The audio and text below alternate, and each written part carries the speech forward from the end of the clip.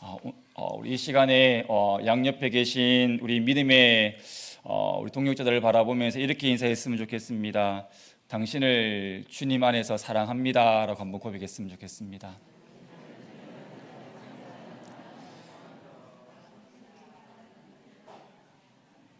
사랑한다 하니까 엄청 이렇게 좋아하시는 성도님들이 계세요.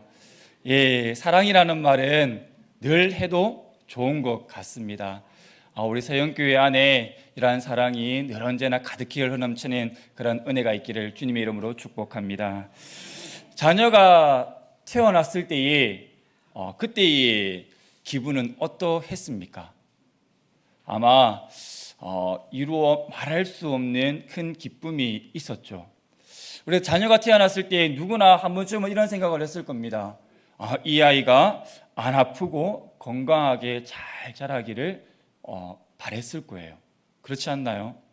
그리고 또 한 가지가 있다면 모든 복을 다 누리면서 잘 살기를 원할 겁니다.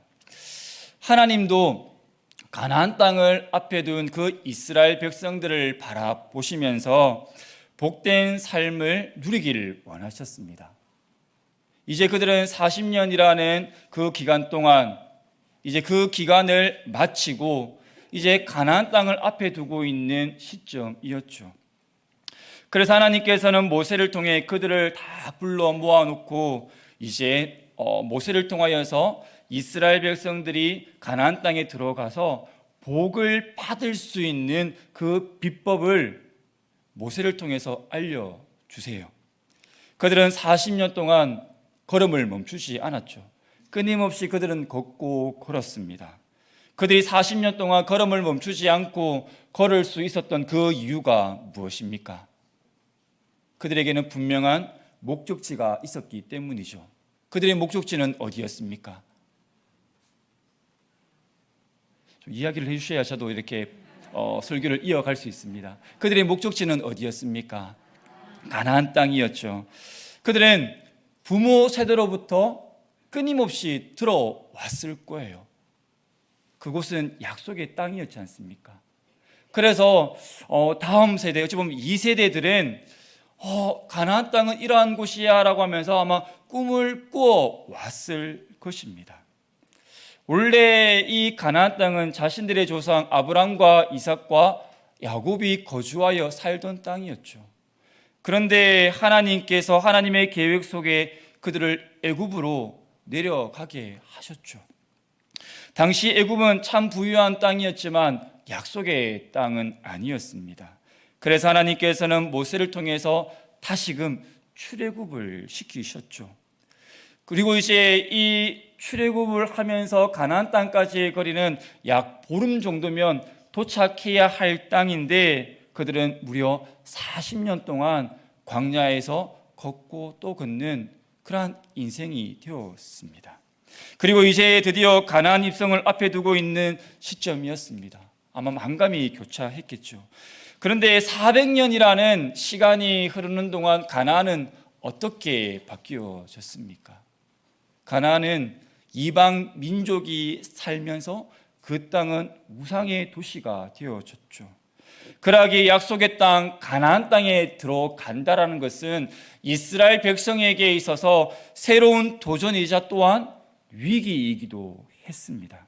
이러한 상황 속에서 모세는 이스라엘 백성들이 가나안 땅에 들어가서 너희들이 잘 살 수 있는 비법을 알려줄 테니까 지금부터 내가 하는 이야기를 잘 들어야 돼 라고 하면서 지금 모세가 백성들에게 지금 알려주고 있는 말씀이 오늘 함께 읽었던 말씀입니다. 비법은 아무에게나 알려주지 않죠.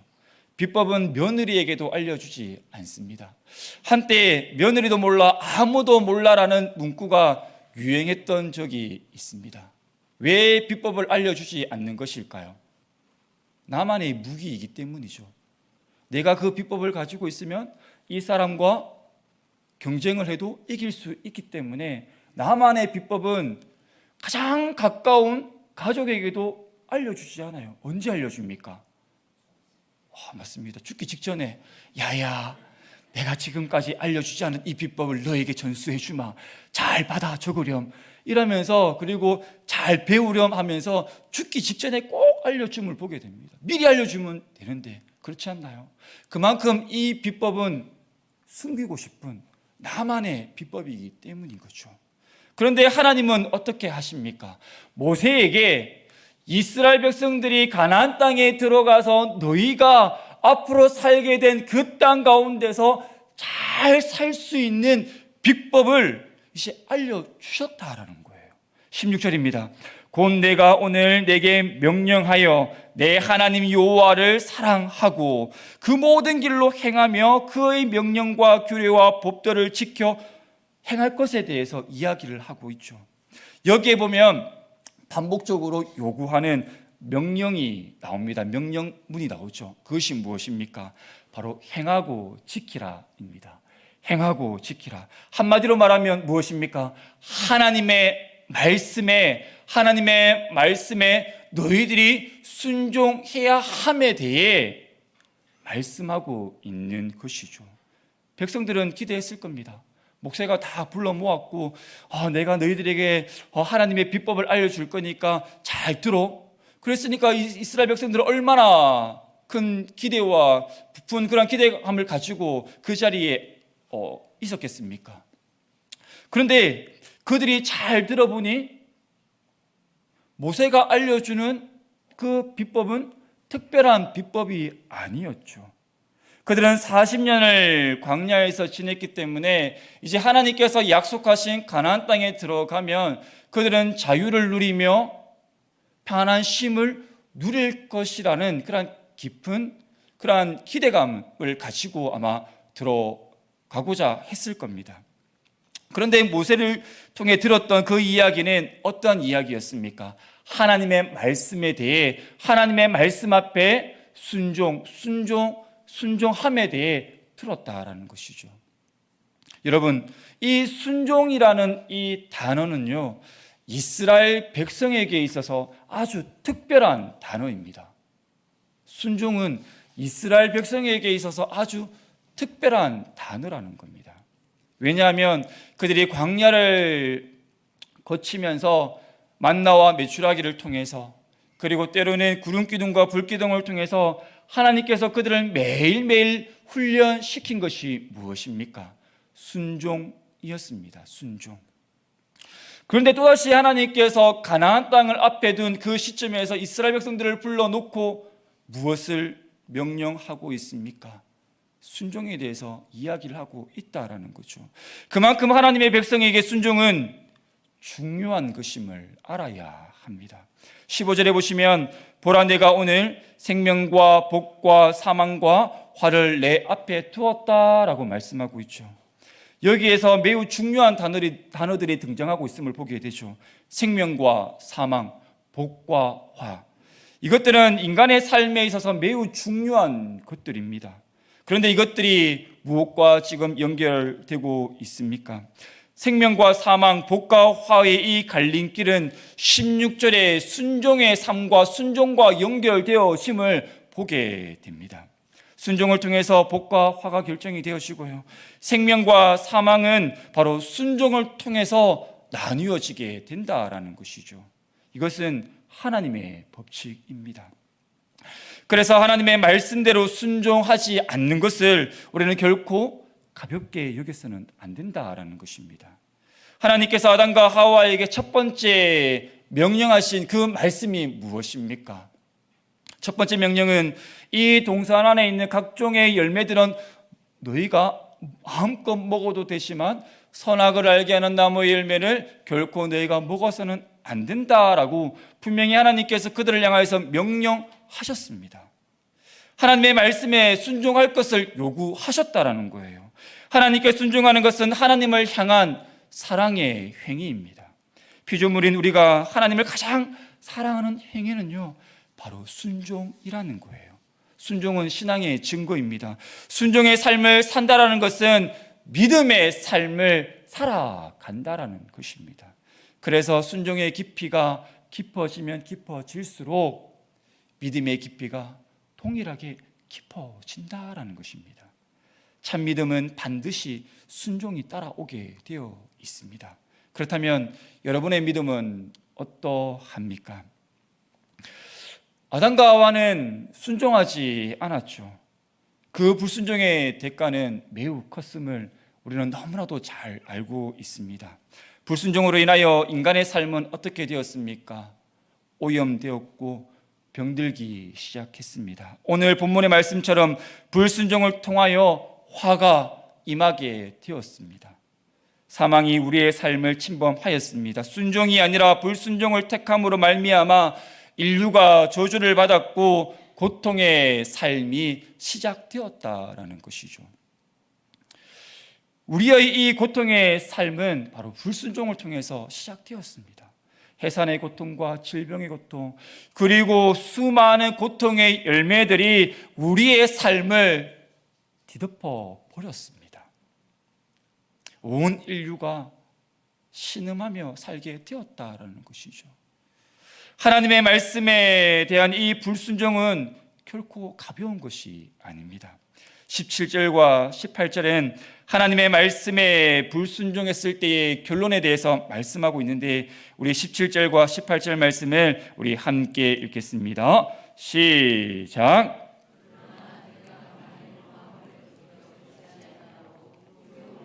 다른 신들에게 절하고 그를 섬기면 내가 오늘 너희에게 선언하노니 너희가 반드시 망할 것이라. 너희가 요단을 건너가서 차지할 땅에서 너희의 날이 길지 못할 것이니라. 아멘.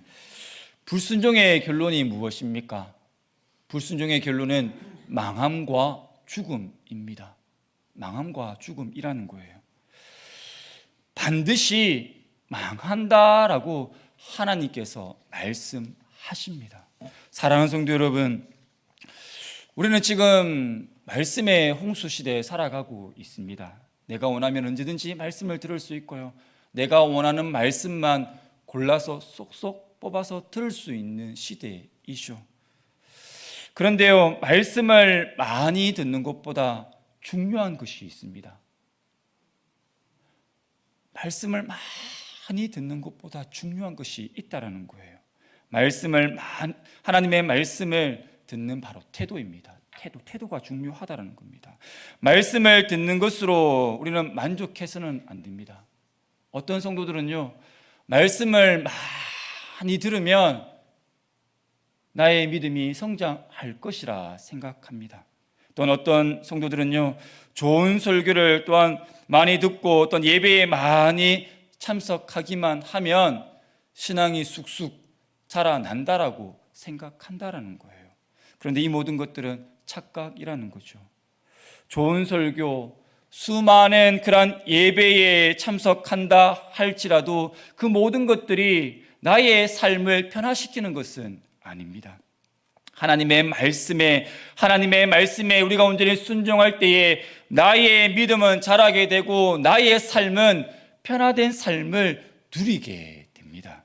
순종의 걸음을요, 우리가 한 발짝 내딛기 시작하면 우리의 믿음도 한 걸음 내딛기 시작한다라는 것이죠. 불신자들도 성경을 읽습니다. 때로는 여러 가지 다양한 매체를 통해서 듣기도 하죠. 그러나 그들의 삶은 어떠합니까? 변함없는 삶을 살아간다라는 것이죠. 이유가 무엇입니까? 말씀을 듣기만 하기 때문입니다. 듣기만 하기 때문이라는 거예요. 그 말씀을 듣고 들은 그 말씀을 가지고 삶으로 살아내지 않기 때문에 그들의 삶 가운데에서는 변화가 없다라는 겁니다. 행함이 없는 믿음은 죽은 믿음이라는 것이죠. 순종이 따르지 않는 믿음은 믿음이 아닙니다. 사랑하는 성도 여러분, 우리는 지금 한 예배당 안에 나와 앉아 있습니다. 우리가 무리와 제자로 나뉘어지는 기준은 무엇일까요? 지금 이 자리에 나와 있지만 이 자리에도 지금 무리와 제자로 나뉘어질 수 있다라는 겁니다. 나뉘어지는 그 기준은요, 신앙의 연수일까요? 예배에 열심히 참석하는 그 차이일까요? 성경 말씀을 열심히 읽는 차이일까요? 아닙니다. 무리와 제자로 나뉘어지는 기준은요, 바로 순종과 불순종이라는 겁니다. 말씀에 순종하느냐 순종하지 않느냐에 따라서 무리와 제자로 나뉘어진다라는 것을 명심하십시오. 우리가 제자가 되기 위해서는 바로 순종을 해야 합니다. 말씀에 대한 순종만 시작되어지면 믿음의 열매가 우리의 삶 가운데서 풍성히 맺혀지게 된다라는 것이죠. 좋은 나무는 반드시 좋은 열매를 맺게 되어 있습니다. 이처럼 참 믿음은 반드시 순종이 따라오게 되어 있다라는 겁니다. 여러분의 삶은 어떠합니까? 정말 하나님이 보시기에 순종하는 삶을 살아내고 있습니까? 우리 16절 하반절을 한번 보겠습니다. 16절 하반절에 보면 아주 중요한 접속사가 등장하고 있습니다. 16절 하반절에 보면 그리하면이죠. 그리하면 즉 순종하면 순종 이후의 삶이 어떠한지에 대해서 우리에게 너무나도 분명하고 선명하게 말씀하고 있다라는 거예요. 순종하면 어떠한 일이 일어납니까? 그리하면부터 우리 함께 읽겠습니다. 시작. 내가 생존하며 번성할 것이요 또 내 하나님 여호와께서 내가 가서 차지할 땅에서 내게 복을 주실 것이다. 지금 어떤 이야기를 하고 있습니까? 순종 이후의 삶은 너희에게 한 가지의 복, 한 가지의 열매를 맺게 하시는 것이 아니라 생존과 번성과 복이라는 어마무시한 복을 하나님께서 주신다라는 거죠. 이러한 복은 언제 주신다고요? 바로 순종할 때 주신다라는 겁니다. 즉 이 믿음은요, 이 믿음과 순종이 연결되지만 또한 순종은요 축복과 연결되어진다라는 거예요. 축복의 창구는 오직 무엇으로만 열 수 있다?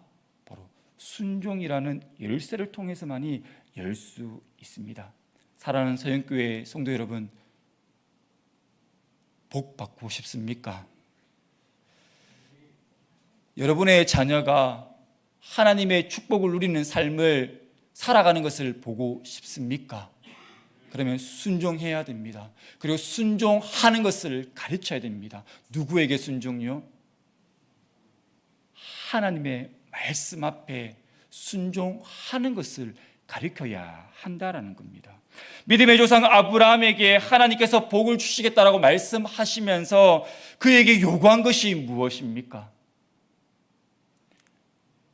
너는 너의 고향과 친척과 아버지의 집을 떠나 내가 내게 보여줄 땅으로 가라라고 하나님께서 아브라함에게 명령하셨죠.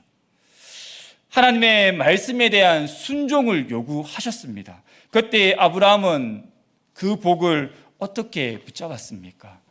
이에 아브라함은 여호와의 말씀을 따라갔다라고 말씀하고 있어요. 하나님의 말씀에 순종함으로 아브라함은 하나님의 주시는 그 복을 붙잡게 됩니다. 순종은요, 하나님의 축복을 붙잡는 손입니다. 이 순종은요, 하나님의 축복을 담는 그릇이라는 겁니다. 그래서 성도의 삶을 가장 빛나게 하는 것은 다른 어떠한 것이 아니라 무엇이다? 순종이라는 겁니다. 순종은 성도의 삶 속에서 가장 강력한 힘이요, 가장 강력한 능력이라는 것을 꼭 기억하시기 바랍니다. 예수님의 삶을 한번 보십시오. 예수님 하나님의 말씀에 순종함으로 우리는 영원한 삶을, 영원한 생명을 얻게 되었습니다. 우리는 구원을 받았고 모든 죄의 죄가 끊어지게 되었죠. 그래서 우리의 삶은 가장 복된 인생이 되었습니다. 예수님의 완벽한 순종으로 말미암아 우리의 삶은 역전되어졌다라는 거죠. 십자가의 죽음을 통해 완전한 순종을 보여주셨습니다. 그래서 빌립보서 2장 8절에 보면 사람의 모양으로 나타나서 자기를 낮추시고 죽기까지 복종하셨으니 곧 십자가에 죽으심이라. 예수 그리스도의 완전한 순종이 있었기에 완전한 승리를 경험하시고 우리에게 완벽한 승리를 보장해 주셨습니다. 그러므로 신앙은 반드시 순종을 통해서만이 꽃을 그리고 열매를 맺게 됩니다. 신앙의 전성기는 언제 시작되는 것일까요? 신앙의 전성기는요, 순종의 전성기를 맞이할 때입니다. 순종은 신앙생활의 핵심입니다. 아무리 신앙생활을 오래 해도 내 삶 속에서 진정한 순종이 없으면 껍데기뿐인 종교 생활에 불과하게 된다는 것입니다. 순종이 없는 삶은 껍데기뿐인 종교 생활이라는 거예요. 순종이 없으면 열매가 없습니다. 변화도 없고요, 신앙의 성장도 없고 감사도 없고 기쁨도 없습니다. 여러분의 삶은 지금 어떠한지 스스로 점검해 보았으면 좋겠습니다. 그래서 모세는 순종을 또다시 명령하고 있는 것입니다. 그런데 문제가 있죠. 어떤 문제입니까? 순종하는 것은 쉽습니까? 어렵습니까? 어렵죠. 순종은요, 결코 쉽지가 않아요. 순종에 저조차도 순종하는 것은 쉽지 않아요. 하나님 말씀대로 여러분 눈을 뜨고 하루의 일과를 시작하면서 눈을 뜨고 마무리하는 그 시점에서 우리의 삶을 뒤돌아봤을 때에 100% 순종하는 삶을 살아내고 있습니까? 그렇지 못하다라는 거죠. 아담도 순종하지 못했어요. 하물며 타락한 우리가 순종하는 것이 결코 쉬울까요? 쉽지 않다라는 겁니다. 그래서 모세는 이스라엘 백성에게 순종해! 너는 무조건 순종해야 되라고만 그렇게 명령하지 않았어요. 얼마나 감사한지요. 16절을 한번 볼까요? 16절에 보면 어떻게 말씀하고 있습니까? 내 하나님 여호와를 사랑하고 하나님을 사랑해야 함에 대해서 먼저 말씀하고 있죠. 그리고 20절에도 한번 보십시오. 20절에 어떻게 시작을 하고 있습니까? 내 하나님을 어떻게 하라고요? 사랑하라. 내 하나님 여호와를 사랑해야 함에 대해서 먼저 말씀하고 있다라는 겁니다. 사랑하는 성도 여러분, 순종은요, 의지로 되는 것이 아닙니다. 나의 힘과 노력으로 하는 것이 아니라는 거예요. 순종은 하나님을 사랑하는 힘으로 하는 것입니다. 순종은 무엇으로 하는 것이다? 하나님을 사랑하는 힘으로, 하나님을 사랑하는 힘으로 하는 것입니다. 여러분, 요즘에 휴대폰이 엄청 비싸죠? 휴대폰이 참 고가입니다. 그렇죠? 휴대폰 한 대가 100만 원 이상 하니까 엄두가 나지 않을 정도로 비쌉니다. 그런데 아무리 비싼 휴대폰이라도 충전되어 있지 않으면 어떻습니까? 쓸모없는 무용지물이 되는 거죠. 반드시 이 아무리 고가의 휴대폰이라도 충전되어질 때에, 전기가 배터리가 완충되어질 때에 휴대폰은 휴대폰의 기능을 하는 겁니다. 자동차도 동일하죠. 자동차에 기름을 넣어야 이 자동차는 운행을 할 수 있습니다. 그것처럼 순종은요, 사랑이라는 이 연료로만 작동한다라는 겁니다. 감사하죠. 하나님을 사랑하면 순종이 작동되어진다라는 겁니다. 얼마나 감사한 일입니까?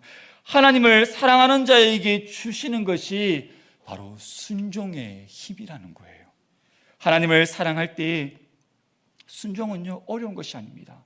짐이 아니고요, 내 안에 있는 그런 괴로움이 아니라 즐거움으로 바뀌어지게 되어지고 감사함으로, 기쁨으로 바뀌어지게 된다라는 겁니다. 하나님을 사랑하기만 하면 결코 순종이라는 것은 어렵지 않습니다. 순종은 일상이 되어질 것입니다.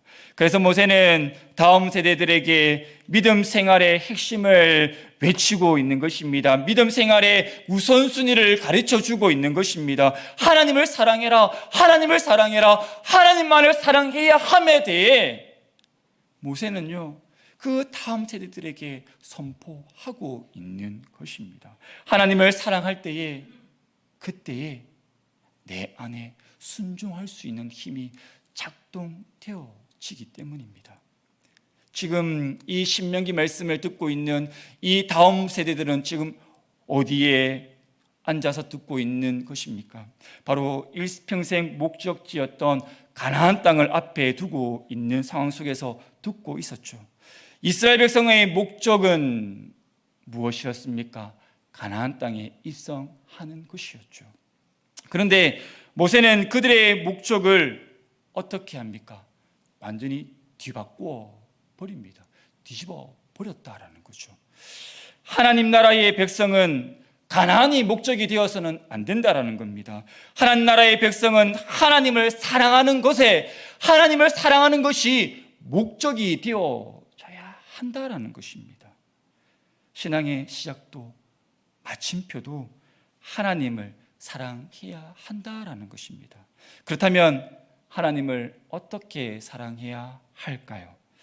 신명기 6장에 보면 하나님을 어떻게 사랑해야 하는지에 대해서 우리에게 정확하게 알려주고 있죠. 너는 마음을 다하고 뜻을 다하고 힘을 다해 어떻게 해라? 맞아요. 내 하나님 여호와를 사랑해라. 하나님은 우리가 그냥 그저 적당히 사랑해야 할 뿐이 아닙니다. 시간이 되고 여유가 될 때 하나님 좋았어요, 그렇게 찾아야 될 뿐이 아니라는 거죠. 우리가 분주하고 너무나도 바빠서 하나님을 뒷전으로 밀어버려야 할 그러한 분이 아니라는 겁니다. 하나님은 우리가 마음과 뜻과 힘을 다해 우리의 모든 것을 다 바쳐서 사랑해야 할 분이 바로 여호와 하나님이세요. 왜냐하면 하나님께서 우리를 그렇게 사랑하셨기 때문입니다. 하나님은 우리를 적당히 사랑하시지 않으셨어요. 자신의 아들 독생자 예수 그리스도를 죽이기까지 마음과 뜻과 힘을 다해 우리를 사랑하셨습니다. 예수님은 요한복음 10장 11절 말씀에 나는 선한 목자라 선한 목자는 양들을 위하여 목숨을 버리거니와 라고 말씀하셨습니다. 목자가 양을 위하여 목숨을 버릴 그 이유는 단 한 가지라는 거죠. 그 양들을 사랑하기 때문입니다. 양들을 사랑하기 때문에 목자는 목숨을 버린다라는 것이죠. 목자 대신 예수님은 십자가 위에서 양 대신 우리를 위해 어떻게 하셨습니까? 죽으심으로 하나님의 선하심과 사랑을 증명해 보이셨습니다. 죄인 중에 괴수인 우리를 의인으로 만드시기 위해 예수 그리스도에게 우리의 모든 죄를 다 뒤집어 씌우셨다라는 거예요. 우리를 이토록 사랑하신 하나님께서 우리에게 요구하는 것은 무엇입니까? 단 한 가지라는 거예요. 그 한 가지가 무엇입니까? 바로 사랑입니다. 나를 사랑하라는 거예요. 여호와 하나님을 사랑하라는 겁니다. 어떻게 사랑하라는 겁니까? 마음과 뜻과 힘을 다해서 사랑하라는 거죠. 제자의 삶을 실패했던 베드로에게 우리 주님은 찾아가셨죠. 찾아가셔서 주님께서는 어떻게 말씀하셨습니까? 그에게 말씀하신 것은 딱 하나였죠. 네가 나를 사랑하느냐? 네가 나를 사랑하느냐? 그것으로 충분하다라는 겁니다. 신앙생활의 목적은요, 복이 아닙니다. 신앙생활의 목적은 복이 아니라는 거죠. 바로 하나님을 사랑하는 것입니다. 하나님을 사랑할 때에 순종할 수 있는 힘이 작동하게 됩니다. 사랑하는 성도 여러분, 여러분은 지금 하나님을 뜨겁게 사랑하고 계십니까? 우리 모두 마음을 다하고 뜻을 다하고 힘을 다해 하나님만을 사랑해야 합니다. 하나님을 사랑하는 것에 모든 것을 다 쏟아붓는 인생이 되어져야 합니다. 하나님을 사랑하는 순간 내 안에 있는 결핍은 사라지게 되고요, 우리의 상처는 치유되어지고 회복될 것입니다.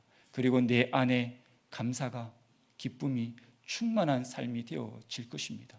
그럴 때에 주변에 있는 논 크리스찬들이 어떻게 되어질까요? 우리 가족들이 어떻게 바뀌어질까요?